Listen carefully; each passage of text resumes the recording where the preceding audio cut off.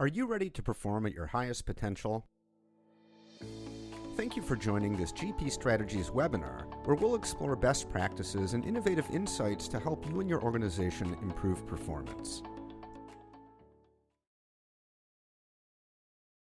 Hello, everyone, and welcome to today's GP Strategies webinar. My name is Kayla Rotz. I'm a marketing manager for GP Strategies.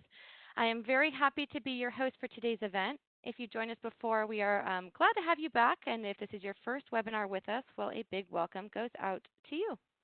We have a very important panel discussion planned for today. We have Keith Keating, Talithia Best, and Aaron Lee who have joined us today to talk about how to create an anti-racist organization. So now I'm going to go ahead and introduce you to today's panelists and our facilitator for today. Our facilitator, Keith Keating, is a Senior Director with GP Strategies, supporting global clients in the GP Strategies Inclusion, Diversity, and Equity and Accountability Council. Aaron Lee is a global facilitator who optimizes organizations in the areas of leadership development, inclusion and diversity, women's leadership, innovation, and emotional intelligence. And finally, Talithia Best is the founder and CEO of Best Innovations Consulting, LLC, where her team focuses on unique practices and talent strategy, diversity, equity, and inclusion, and strengths-based team building. So we have a wonderful group here today. Thank you all for joining us. Keith, I'm going to go ahead and turn the session over to you. Thank you, Kayla. Quick question. Are you able to see me okay? I can. I see all three of you. Welcome. Perfect. So thank you again, Kayla. So today we're talking about creating an anti-racist organization. But before we begin, let's level set for a minute. This is a really big conversation. And we're not going to be able to solve this in the next 56 or now 55 minutes, and that's okay. But what we can do is we can start the conversation, because that's all it takes is just one. It takes you, it takes me, and you showed up for this today, so thank you for that. Thank you for taking the time out of your day to be a part of this important, timely, relevant, necessary conversation. So today's discussion builds on our last two webinars where we discussed bias and microaggressions and the impacts of racism. And so if you didn't catch those, they're recorded on our website and they're available. Definitely check them out. And today, as Kayla said, we've got with us two fantastic experts in the diversity and inclusion space, Talithia and Aaron. So thank you both for joining us. Now, we're going to be exploring with us today, let me just get this moving there we go. We're going to be exploring today what organizations can and are doing in the space of anti-racism efforts. We're also going to discuss how organizations are addressing internal practices and providing education, training, and support to sustain anti-racist workplaces, but more importantly, we're also going to be talking about how the voices of the employees fit into that work. So before we jump in and we start talking to our experts, let's start with some foundational information on the current landscape of anti-racism. So while there are some organizations and non-for-profit entities that have really been in the trenches for a long time in terms of the anti-racism efforts, the reality is that this is new to a lot of organizations. And it's still somewhat foreign in the workplace. And so we've got a lot of leaders who are finding themselves in a very new, uncomfortable, and often challenging territory, if you will, when they're trying to create an anti-racist organization. And anti-racist organizations are on a journey, just like you and I are. And maybe they're starting off in a space that's in possible exclusion. Or maybe they're just starting with compliance, and then over time, they work through that, and they move into the place of inclusion. And this is like the personal individual journey that we've got outlined here that we're showing, which is our unconscious inclusion model. And while we have leaders that are moving along a constant cycle of awareness against their own bias, the reality is it's not just leaders, it's not just organizations, it's also us. We need to be focusing on that. We need to have that constant cycle of awareness against our own bias. And the reality is it's not easy, and it takes work. And just like the idea of being inclusive, now we're seeing a lot of organizations start to move into the space of inclusion, creating it or advocating for it in their organization, and this is great. Absolutely. But the question is being inclusive the same as being anti-racist? And how does this relate to racial equity? And so we start to explore that a little bit by understanding first, what is anti-racism? So anti-racism is the active practice of opposing racism and promoting racial equity. Now, in our last webinar, for those of you who didn't attend, we referenced a quote by Dr. Ibram Kendi, who's a thought leader on anti-racism. And he says this: we can either be racist or we can be anti-racist.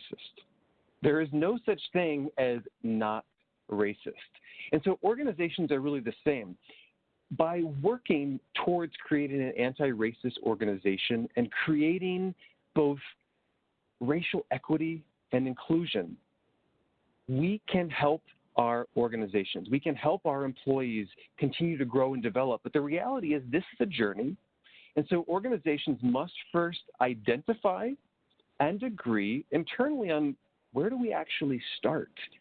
And so despite where we are in our journey, whether it be individually or with our organizations, what we can hopefully all agree on is the why.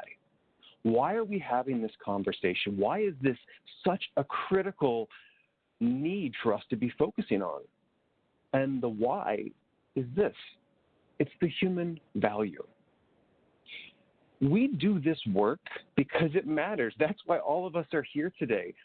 We do this because it's the right thing for us to be doing. We do this because we know that there is value to the business, and that's important. But this goes much deeper than that.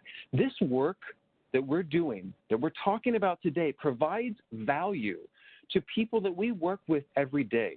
And together we can remedy, or maybe not remedy, but we could reduce the burden of our systemic racism so that our employees not only feel seen and heard, but they're also feeling valued. And I would say beyond just feeling valued, we need to actually value them. And this is not easy work. And it is some of the most, if not the most important human work that any organization can do.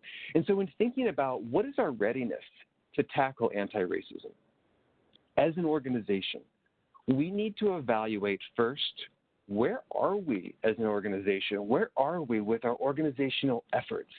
And we do that by holding our leaders accountable. We start looking at our leadership and ask, are our leaders equipped? Are they competent to tackle racism? We review our policies, our procedures, and our training practices. And then we think about what experiences and what tools are we providing to our workforce so that they can understand and support a culture of anti-racism. What experts are we partnering with to guide us, like Aaron and Talithia? And overall, we should be constantly assessing our culture, our strategy, our data, and the evolution of all three. As racism evolves, those efforts also need to evolve.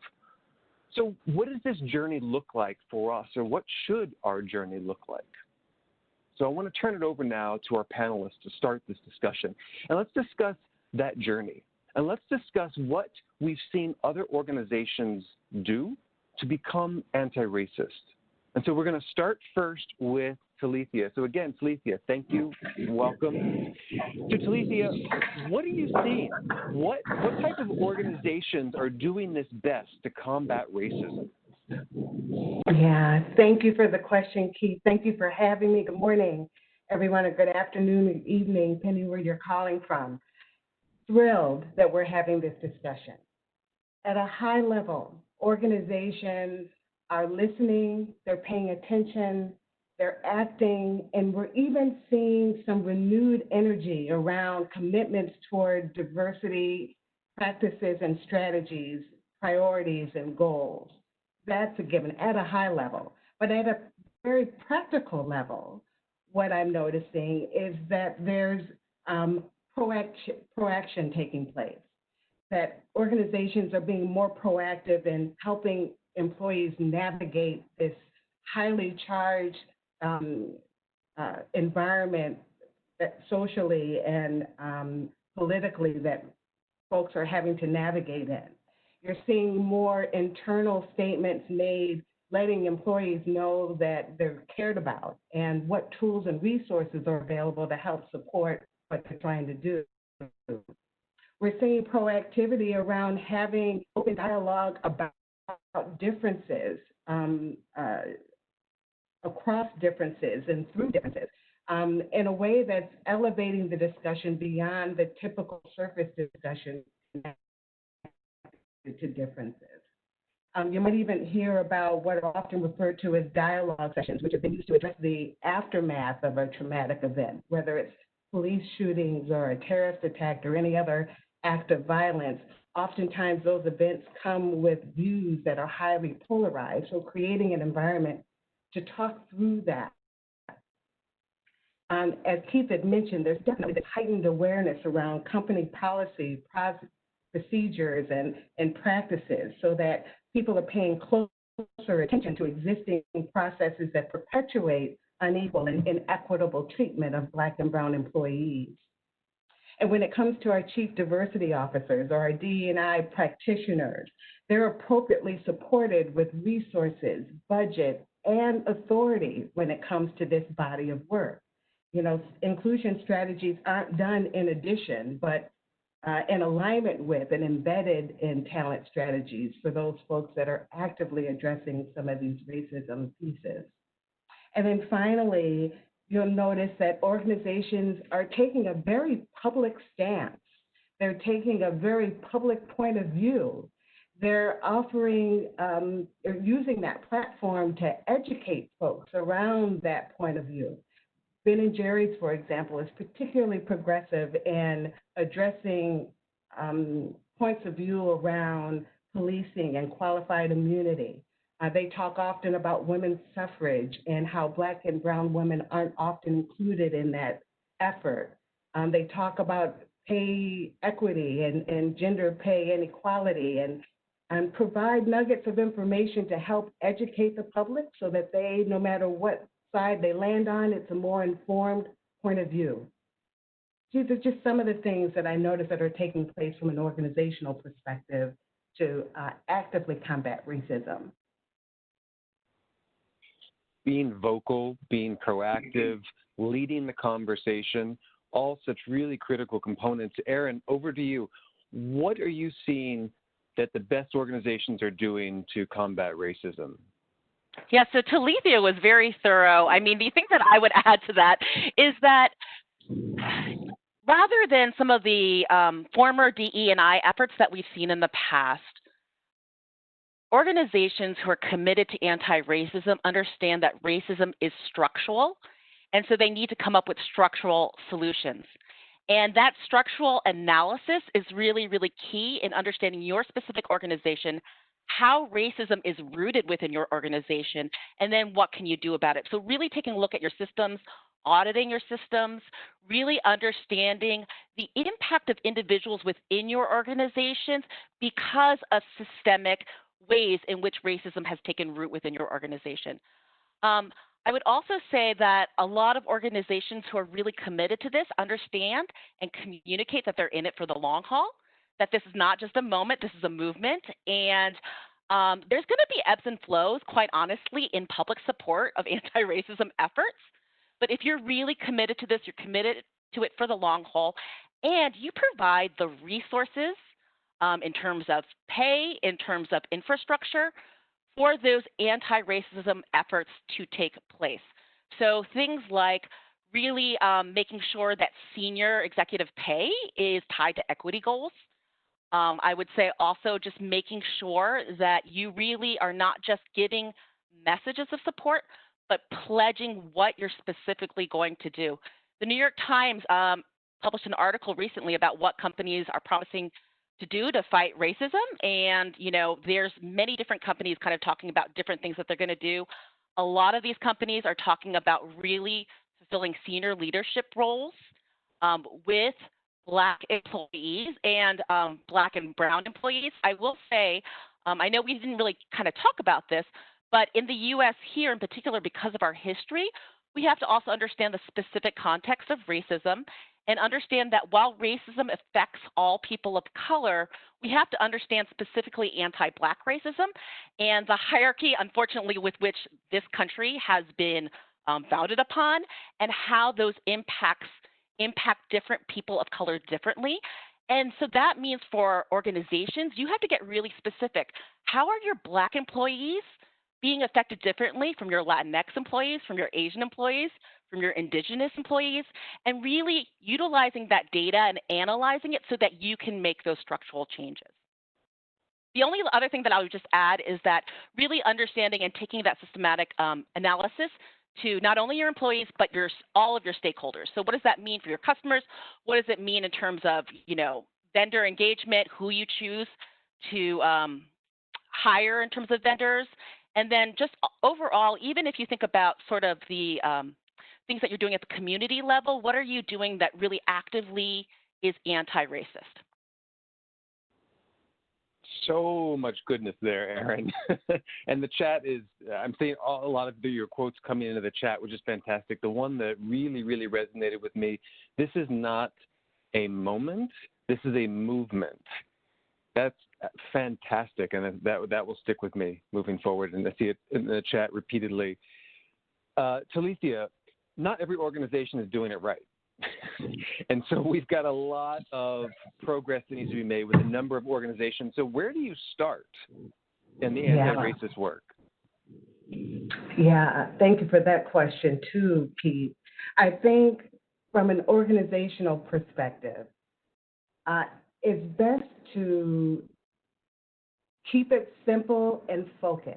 So by that, I mean what immediately comes to mind is two areas of focus: returning back to the basics and leveraging low-hanging fruit opportunities.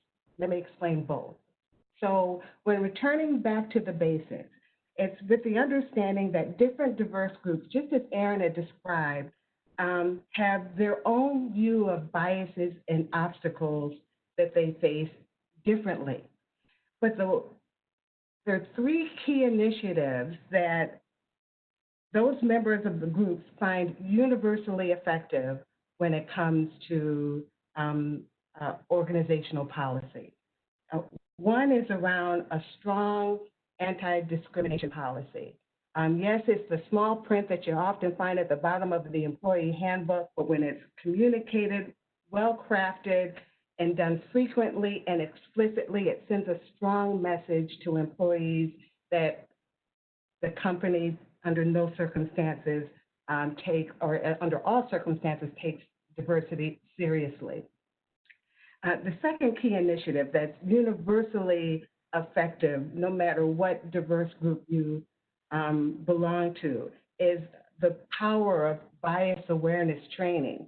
When all of us have some form of bias, when all of us have exposure to those elements, formal training that's robust, timely, interactive, and allows for discussion can really provide the right tools and resources for folks that navigate around or dismantle their biases.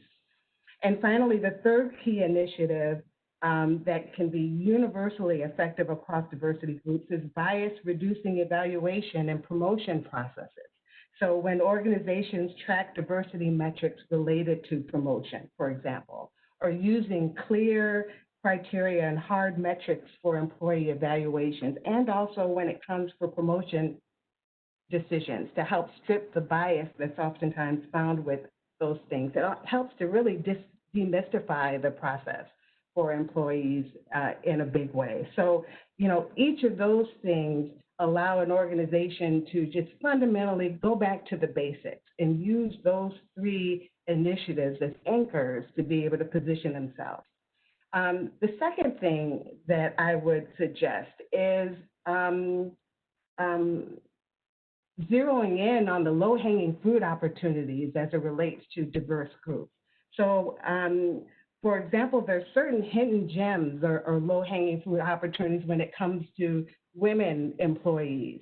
Making sure that you've got flexibility in hours or the ability to work from home, appropriate health care coverage, or female role models across the organization are low-hanging fruit opportunities that are appealing particularly to women employees.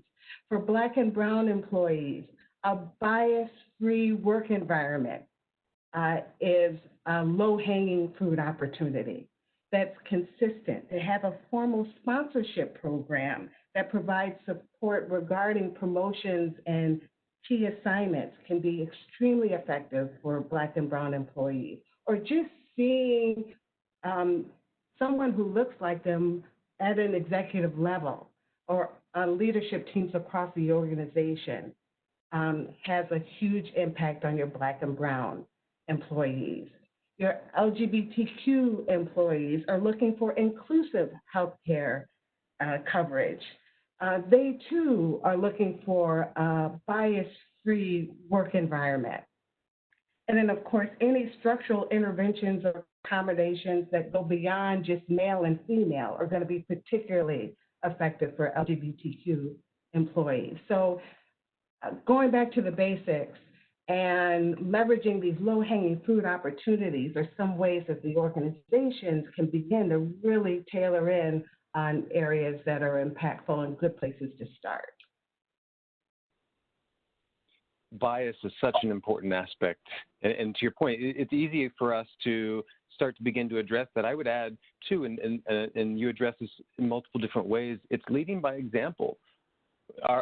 It's easy for us to come up with some sort of DEI document and say, yep, we've got a policy, but it's actually following out that policy with actions and talking the talk and walking the walk. Erin, from your perspective, how can leaders individually support the anti-racist work? Yeah, so I think it first starts with, approaching this with humility and knowing that you're not going to have all the answers. So I think that's number one.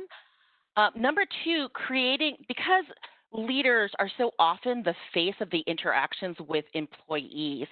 Sometimes at an organizational level, we can make all these policies, say all these great things, and yet if it's not going through to individual leaders who are really creating those safe spaces for employees, then there's a real piece missing there. And so I would just encourage leaders in particular to really do that self-reflection. A lot of this is that inside work that you have to do. And thinking about what can you do specifically to create spaces for employees who might be dealing with racism? What can you do in terms of your actions that specifically fight the systematic racism? So I guess what I mean by that is sometimes as leaders we think being nice is a way of fighting racism. And I say it's great to be nice, it's great to be inclusive, but it's also really about understanding your role as a leader within the larger system.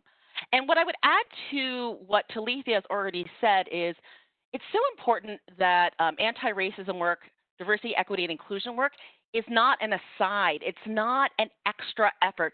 So often I think in the past what we've done is say, okay, let's get the Chief Diversity Officer, they're within human resources, there's this other side, we can do these extra programs.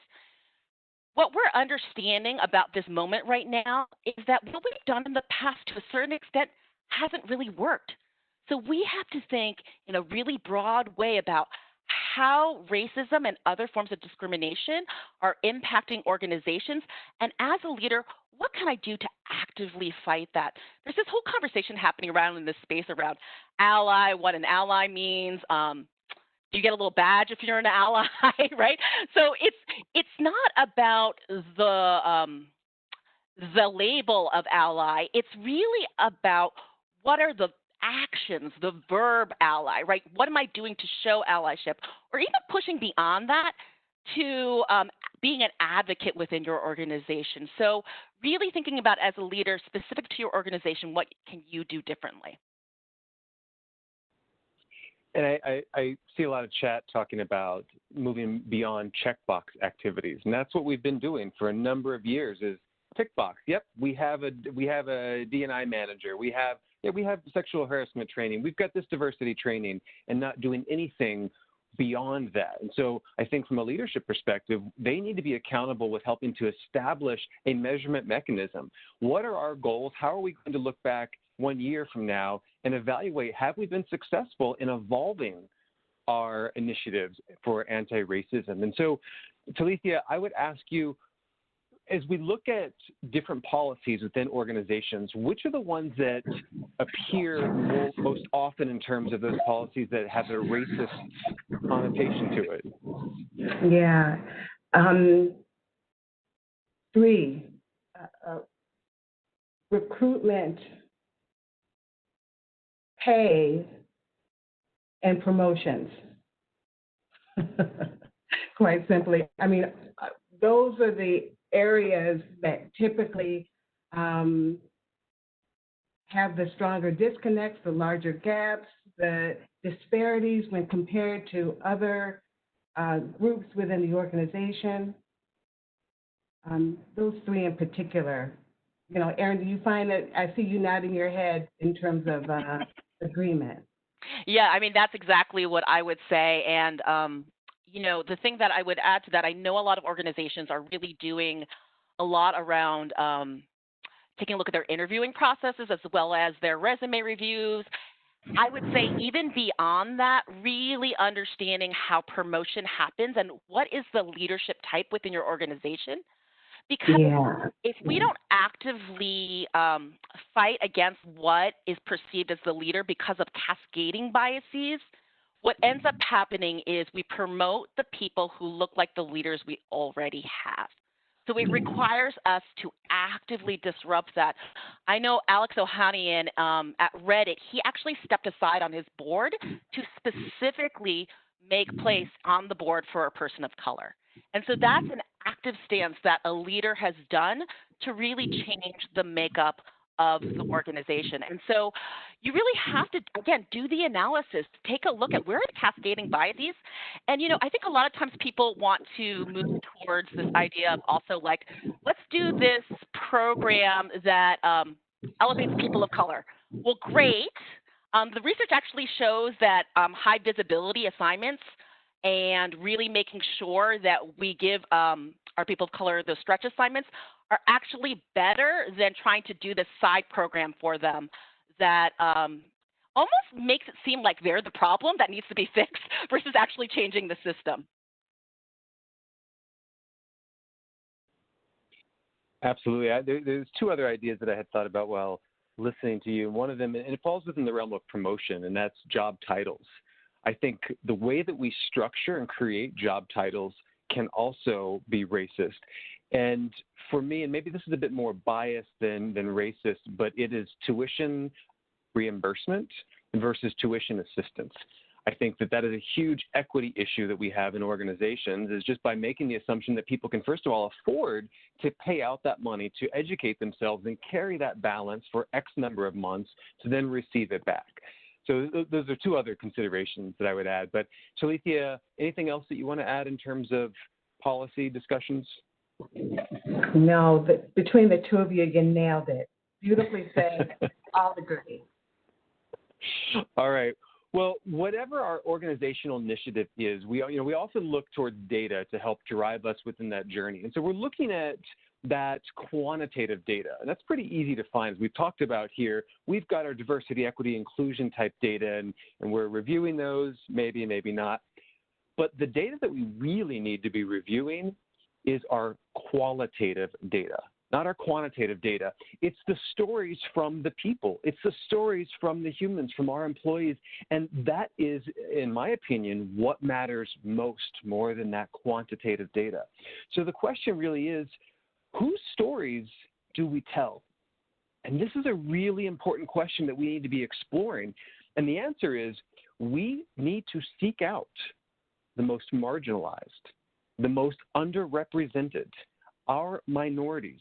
We need to provide communication channels and interaction spaces where they're safe and they're reliable. And I've seen a lot of chat going on today about this specific discussion point in terms of the space. Where do we have this space? That's one of the challenges that I have, is we're all talking about let's do this, but rarely do we find there's a comfortable space that we can truly be honest in what we're feeling and what we're experiencing.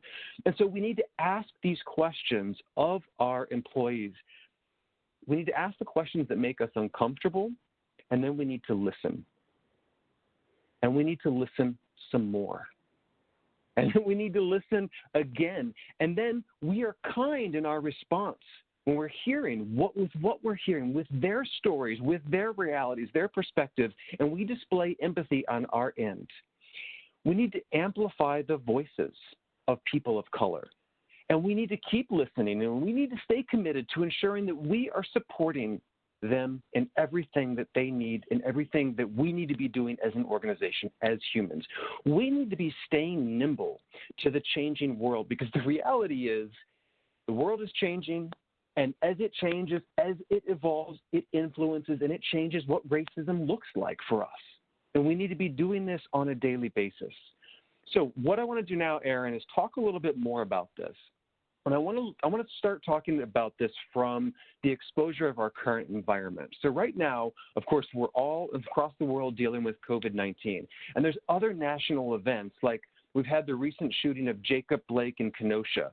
Of course, Breonna Taylor. Yesterday, many of you may not be aware, there was another shooting, which is a murder, and this was with Dijon Kazee in Los Angeles. A man who was riding his bike and who was pulled over for a bicycle citation. So we think about these events, and we need to think about how do we address racism in the workplace, especially when we think about racial trauma with what we are all feeling and dealing with.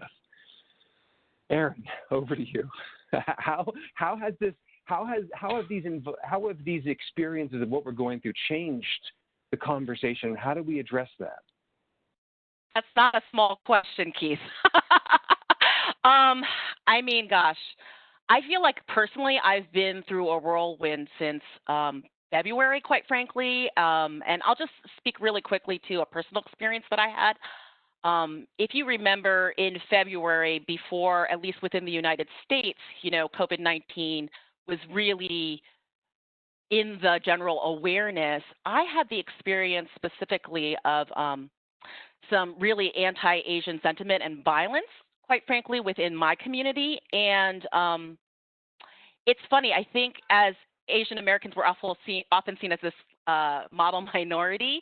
And then quickly we saw when this virus was labeled a China virus or Kung flu or whatever you want to have it, how quickly our model minority status actually got taken away from us. And to a certain point, I was even scared to go on the street wearing a mask because I was hearing stories about people getting beat up on the street wearing a mask. And I'm ashamed to say that I didn't wear a mask for a while because I was afraid at that time. And then I went through these experiences of just understanding what was happening around me, seeing all the Black and brown people who were the essential workers, right, passing away. And so what COVID-19 really did was really further cement the inequities that already existed. It really highlighted and cemented that in place. And so when we think about organizations and workplaces, you cannot divorce what is happening, in society from what's happening in the workplace. If racism is existing within society, people of color are going to have an emotional tax that they bring with them to work. They're going to have family members who have passed away. They're going to be exhausted. And then we get to what happened with George Floyd. And, there's awakening. And I'm so happy that people are starting to awaken. But I like to say that George Floyd was the match. The kindling was already there, right? So if we understand that all of this was already there in the first place, and we are starting to awaken, and I'm so happy for the people who are coming into this conversation.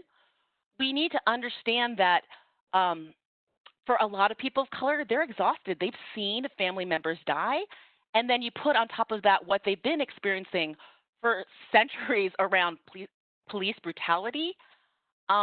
that has an impact. And the other thing I want to say is social media is fantastic. It's great because it has brought so much awareness. I mean, I've heard so many Black employees say the cell phone has done more for them than, any sort of law or, policy.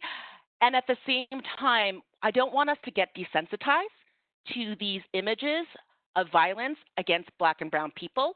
So we need to really pay attention to what that impact and that desensitization happens for employees in our workplace. Thank you, Erin. Talithia. Yeah, I was just thinking, Erin, as you spoke, there's so much more to people than the jobs that they do or how they show up at work. And I can't begin to tell you how COVID has impacted Black and Brown people, myself included, and the toll that takes, the exhaustion that creates, and having to go into a workplace where it's business as usual, as if none of that has happened, as if none of the external circumstances has any impact on what we do. So those organizations that make time to create the space because they recognize there's more to folks than what they do in their jobs. As one of the speakers in the last series had mentioned so eloquently, he talked about how we don't bring, a pieces of ourselves to work. We don't bring a part of ourselves to work. We bring all of ourselves to work. Good, bad, and different, what happens internally or externally, it's all brought in. So to the extent that an organization can create space that recognizes that helps to broaden understanding about the employee experience from a different perspective,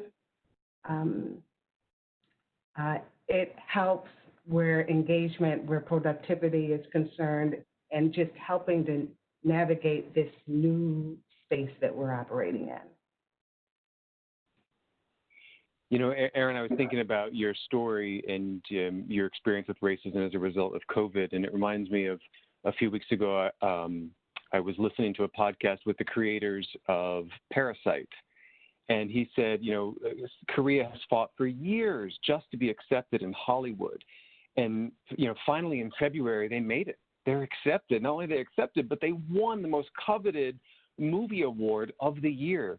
And this was February 15th. And it just felt like there was a new path forward for Korea. And then he said 2 weeks later, he wasn't able to leave his house because every time he left, he experienced the same racial threats of violence and people chasing him. And it's hard. And to both of your points, it's we need to create a space in work to have these conversations because it's heavy. It's heavy for us every day. And one thing I've seen organizations do, or individual leaders, not organizations, but they start the meeting by saying, look, on a scale of 1 to 10, how are you today?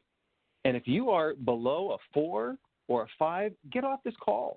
This isn't important. Go focus on your family. Focus on what you need to be doing to get yourself better, to be your authentic self, to be present here, because this is not important. Your life, what's happening out there, that is the priority for all of us. So, Erin, we've talked a bit about what leaders can do to bring their voice to the table, but I've seen some discussion in the chat about ERGs. So I'd love for you to share a little bit more about ERGs. I think it's a really important tool that we can be leveraging in organizations. Yes, thanks. So, many of your companies out there probably already have these employee resource groups, which can be by affinity, they can be by interest, and often when they are by affinity, you will get the voices of the people who are affected by racism. And so it's really critical to work with your ERG in terms of thinking about, what are the next step of your organization. But I will say there's a yes and to that, which is we don't want the ERGs to do the work for us. So there's an article that came out recently in the Washington Post specifically about Silicon Valley and a lot of these tech companies who are sort of overworking a lot of their ERG leaders who are getting pulled into lots of meetings. So the intent is really great. And yet some of these ERG leaders are not compensated with 10% time, which a lot of progressive companies do with ERG leaders. And they're not creating the infrastructure to make sure that the manager of those ERG leaders really gives them the time to work on these issues. So ERGs are really, really terrific because they can be a voice. You can think about, like, I know a lot of companies went specifically to their Black ERG groups and said, hey, we want to donate to certain organizations. Where would you want us to donate? Very specifically after the death of George Floyd. So that's a really great way to tap into your ERG group. And we have to, again, just balance that out with what's the responsibility of us as the organization to make sure that we're working side by side in parallel with the ERGs and co-creating change together. So I really am into this idea of co-creation. So we're all taking accountability and we're utilizing our ERGs as a resource, but not tokenizing them. Absolutely. Talitha, anything you want to add about ERGs? Yeah, I think ERGs are a great opportunity to be highly strategic about particularly your recruitment effort. One of the things that this environment and this space that we're in has brought on is, a lot of folks wanting to know, how do we hire more people of color? How do we get more Black people in to our organization? How do we cast a wider net? And one of the first questions I'll ask are, well, what's the experience like for the Black folks you've already got? And do you know? So the employee resource group is a way to be able to understand what the experience is. Why is it that folks stay? What is it we need to keep doing to ensure that they stay? We spend a lot of time on exit interviews. I'm a big proponent around stay interviews. Get with the folks that are still there to understand why it is that they're staying. Because if you miss out on hitting the nail with why they're staying, you're going to lose them too. So leverage the employee resource group to give you some deep intel about what the employee experience is for that affinity group so that you can position it in a knowing, confident way when recruiting to that affinity, because you'll be able to talk from a place of knowing. You'll be able to give examples around what that experience is like because you've spent some time really understanding what it takes to keep your talent of color. I would say to everybody who's listening or watching rather, definitely research ERGs. There's a lot of great information out there on it. I would love to continue talking about that. In fact, we could keep talking for hours, but I want to keep us moving so we can hit all of our key points and then open it up for some Q&A because we've got a lot of really great conversation going on. So we started this portion of the questions talking about the human value and the urgency of it really addressing racism. But the question is, we all know or think that we know how urgent this is, but yet we're failing to act, or we're not even, some of us, starting the work. So the knowing that this is critical, the knowing of the need isn't turning into doing. So why? What's holding us back? The answer is that, well, from a leadership standpoint or from an organizational standpoint, we're failing to act for a number of reasons. And to me, they're inexcusable. Fear, uncertainty, maybe there's some shame, there's some guilt. Sometimes maybe we're frozen and we don't know, or at least we think we don't know what we should or we could do, so instead we do nothing. And so some leaders are finding themselves that they're resistant to do any change based on their expertise or their positional power or even their tenure. And the excuse is, well, these don't supply me with the right answer because I don't know what the right answer is. But both Aaron and Talitha said this already today. That's an excuse because there is not a right answer that we need to be waiting for. What we need is to be tapping into our emotional intelligence. We just need the humility to ask, what can we do? What do you need? How can we help? We don't need to know the perfect answer. We just need intention, curiosity, humility, and empathy. That's all we need. And so even still, talking about race is a really difficult conversation for many people, and it makes some people uncomfortable. So Talitha, I want to come back to you, and I want to talk about how do we move past that? How do we have, or how do we know when an organization is ready to start talking about race or racial injustice? Yeah. You know, I have a list of things organizationally that companies can do, from, diversity and inclusion goals being clearly articulated, to all employees feeling valued and can be their authentic selves, to, being able to have open conversations or be open to suggestions from people at all levels without fear of retaliation. It's some of those fundamental indications to let you know that an organization is ready to have a discussion about race. But I think ultimately it's a very individual experience that lets you know if an organization is ready to discuss race. And by that, I mean that it's important for leaders to do 4 key things in my mind.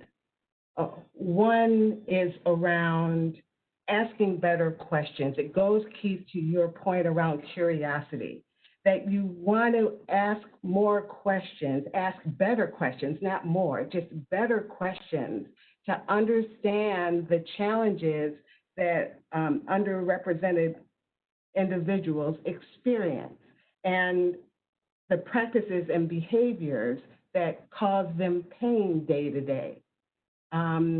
The better your questions, the more you create a space for trust, for openness and respect that's truly demonstrating a supportive work environment. The second thing is to read. Just educate yourself about different forms of racism, the history of racism, different worldviews around racism and how it shows up, different experiences in terms of self-identity that give you insight about personal experiences. All these things help for you to be more informed as you begin to ask better questions. The third thing I would add that's really important for leaders to do that suggests that there's some readiness within an organization is to lean into the discomfort. That it's okay that when it comes to addressing challenges around racism and sexism and other forms of injustice, that you be open to experiencing the discomfort of having authentic, honest, forthright, in an honest, forthright way. I think that when you push yourself to communicate candidly about difficult topics, it allows for others to be able to share in their experience. And fourth, just do it. Mistakes and all, just do it. When it comes to launching whether it comes to launching team conversations about white fragility, or having an all-hands meeting right after a racially charged incident just happened, or just introducing yourself by using pronouns. When an ally in a position of power and an influence does these things, it demonstrates that you are willing to take on the work. So don't let fear replace your curiosity. I love that you were talking about basically doing the work yourself, educating yourself. And someone in the chat said, and maybe stop asking Black people all of these questions because your Google works just like their Google. And I love that because it's true. I mean, everybody has an accountability and a responsibility to be lifelong learners, and this is a component of that, doing the education yourself. Erin, I want to ask you about the second question. Can we train racism away? And training racism away, and how do we know when we've arrived? These are loaded questions that we could spend hours and hours talking about. So I recognize that, and we're going to get to some Q&A in a few minutes. But I at least want to address on them quickly and just get your viewpoint on, is it something that we can train away? Yeah, so I'm going to kind of combine the two. I mean, I would say, as long as racism exists, our journey continues, right? In terms of that last question, and I think we can certainly celebrate small wins, and we need to be really vigilant and determined, I think, in our fight against racism. If racism is, as Ibram Kendi says, a disease almost like cancer, right? You have to cut it out at the roots when you see signs of it.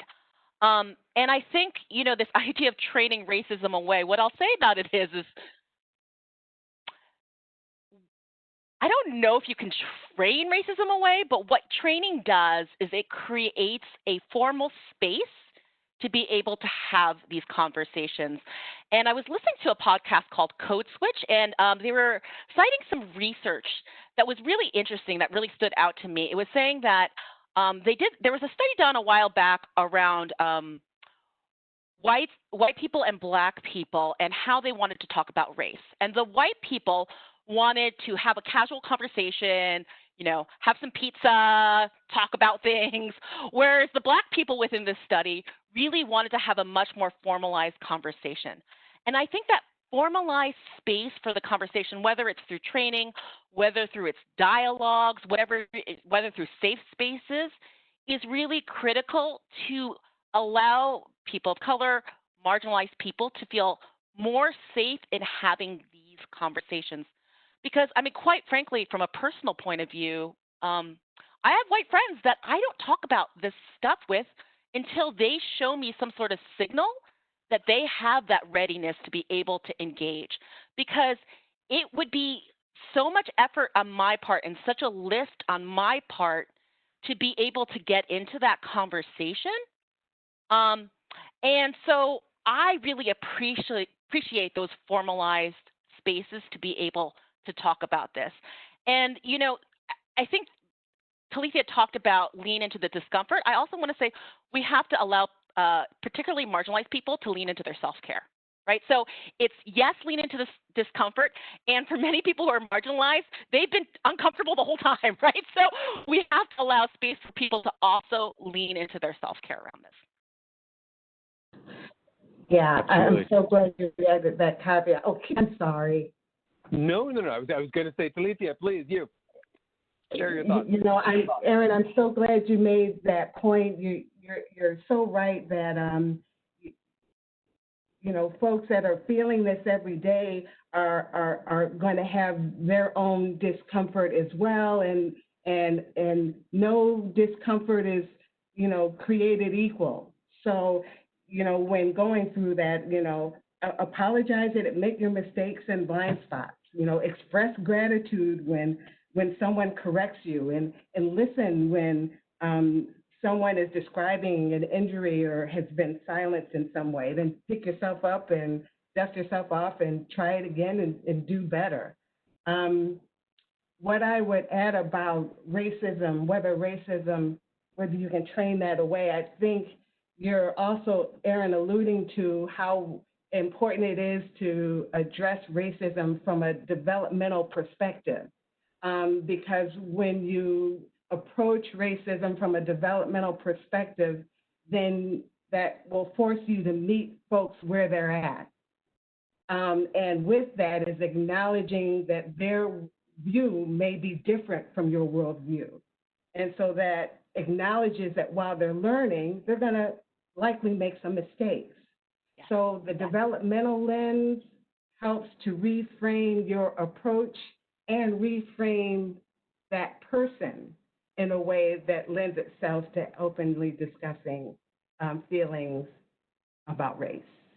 So Talithia talked about, picking yourself up. I like to say so much of this work is being willing to step in it and then cleaning it off your own shoes. So there's that accountability piece, right? You have to be willing to clean up when you step in it. I think that's a huge part of this.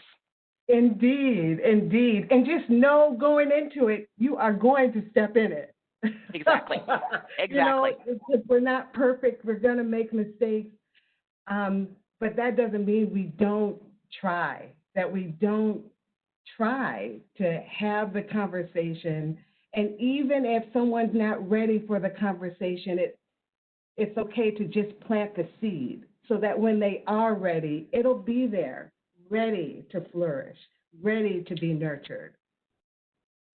I'm sorry, can I just add one thing that I think is super important? So fighting racism is not only important for people of color, but it's important for everyone. And the research actually shows in societies that are less equal, everyone is more stressed. And in fact, racist policies end up sometimes affecting white people too, right? So know that this is something for everyone, and it's really important to understand that we're fighting this for the good of all. Absolutely. In fact, I was doing some research over the last few days and thinking about John Lewis. And as we get to wrapping up today, I still want to try and get some time for some Q&A with people on the line. But John Lewis just has so many prolific words. And one of them, Erin, is exactly what you've just noted there. And that is that we are one people. We are one family, the human family. And what affects one of us affects all of us. At the end of the day, nothing can stop the power of a committed and determined people to make a difference in our society. And why? Because human beings are the most dynamic link to this divine planet. Thank you, John Lewis, lifelong human rights activist. And to your point, Erin, it's up to us. It's up to all of us as humans, as the collective human beings, to work together. With that, there's been so much great conversation in the chat. I want to turn it over to Kayla for some Q&A, but thank you. Thank you, everyone, Erin, Talitha, everyone joining today. Thank you for showing up today, because this is just the start. And Talitha, Erin, your insights were fantastic. I really wish we had more time to keep this going. Your experience, you're dedicating your work to this movement, not just this moment, but to this movement. So thank you for that. Kayla, over to you. Yes, thank you, Keith. I'm going to go ahead and have you actually flip it to that last slide because I want to make sure that everybody has our panelists' contact info. As Keith said, I want to just echo a huge thank you to everyone. We had dozens of questions that came in. Of course, there's 3 minutes left. We're not going to be able to get to all of them. I do quickly want to remind you the recording and the slides we'll be sending to you. I'm going to be very fast right now with our closing notes. Their contact info is here. One other thing I want to add, I'm going to put our panelists on the spot. Last time what we did was I collaborated with the questions, and we'll maybe create an interview blog post, if you will, where I'll send you the questions, and we'll put this together for all of our participants so we make sure that we address all of the questions that came in. So I looked at the questions and wanted to make sure the last one, the one that I ask right now, is one that comes up a lot. And it's a good one to address, especially because we are addressing something that is uncomfortable for a lot of people, especially myself as a Caucasian female. This question, I think, is very important. And the person asked, I believe strongly that white people need to start speaking up. But oftentimes, a lot of white people are also worried about appearing as performative or maybe seemingly uneducated or not worthy of the response, or however we want to word it. But how do we respect that line so that we can speak up? Get over it. Yes. I love it. That's perfect. I would just add, if you center the needs of people of color and you focus on what you can do in terms of policies and systems, you're going to be in the right footing. That is perfect and so well said. So again, I think that question came up a couple of times. We are about a minute in. I'm going to go ahead and take one more because we do have a minute. Let's see. Okay, so for employees who are not in a leadership role, how do we hold our leaders and executives accountable for the steps that they are taking or are not taking?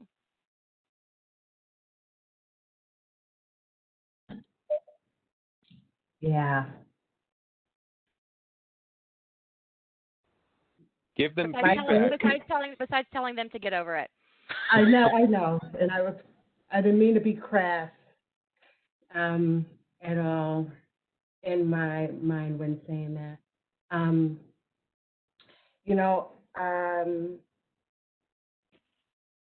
I think it starts with a conversation with your manager or folks that you trust to describe what you're noticing and how it makes you feel, and getting input around how to best navigate so that you're not pointing the finger, trying to put anybody's back up against the wall, but you're still making it known what it is that you're observing and the impact of the behaviors that you're observing is one thought I have.